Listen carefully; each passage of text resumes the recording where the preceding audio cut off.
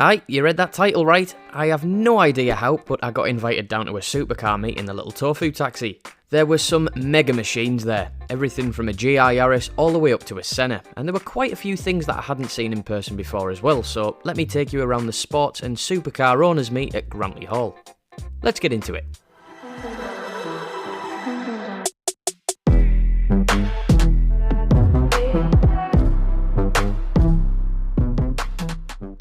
Not gonna lie, when I woke up on the day of the show, the weather was pretty miserable, but I crossed everything I could and hoped that by the time I drove an hour down the road that it had stopped raining and everything had dried out.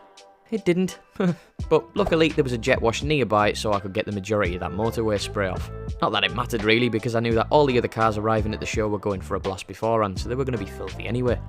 The van made it in one piece, setting a new personal best of 67 miles an hour in the process, and after a little two-gear run through the twisties where I just about managed to keep up with the Citroen C1, I arrived at the destination for the meet. This was my first time down to Grantley Hall and my first SC UK meet as well, so I had no idea what to expect or what machines were going to show up either. But when I arrived at Grantley, I soon realised it was quite a posh do.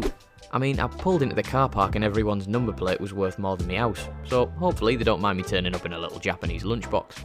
P2's the photographer for SC UK and also the guy who got some quality shots of my M140i back when I had that, invited me down super early so I could get a bit of footage while everyone was getting set up. I got to see Dave and his Ford GT arriving in monster truck mode, and after he got parked up and dropped the nose down, all hell broke loose. Supercars absolutely everywhere. God, it was torture. I have actually seen a couple of Sennas in person before, but they've never actually driven to the event, so it was nice to see one getting used for a change. Just to the side of the Senna was a Diablo VT getting unloaded by the guys at Paddle Up, and yeah, all sorts started to arrive, seemingly all at once. A car that I used to have on my wall as a kid showed up, so after hyperventilating and having to breathe into a paper bag for 5 minutes, I went over to check it out. The Ferrari 360 Challenge Stradale. God, got goosebumps looking at it, to be honest. I kind of had to slot the van in there just to get some photos next to it. And parked up next to that were its two older brothers, the F430 and the 458. I have actually driven an F430 before, but it was an old GT race car with a sequential box, so it was pretty well beaten up, but this one here was mint. Out the front of the hall, while even more cars piled into the field at the back, was a 720S which you could take out on a test drive. And probably the nicest spec'd SVJ that I've ever seen, but that and the Diablo weren't the only special Lambos there. There was another SVJ at the other end of the gardens, but when a Murcielago turns up to a meet, you just have to take note. Look at the size of it. It's just completely unnecessary, and the last proper Larry car that Lamborghini made in my opinion. It's mad saying that when there's a bright yellow Wiz Khalifa spec 50th anniversary event all parked up right next to it, but they just come across really tame when you compare it to the cars that Lamborghini were making back in the early 2000s. But you never know, that might just be the nostalgia talking there. Right, well I'm going to do something a little bit different now. I could have stood at the exit and filmed the cars leaving, but there was already a guy doing that, so go check out Cars of England's video if you haven't already. Instead, I'm going to do a walk around and total up how much all of the cars are worth as we go.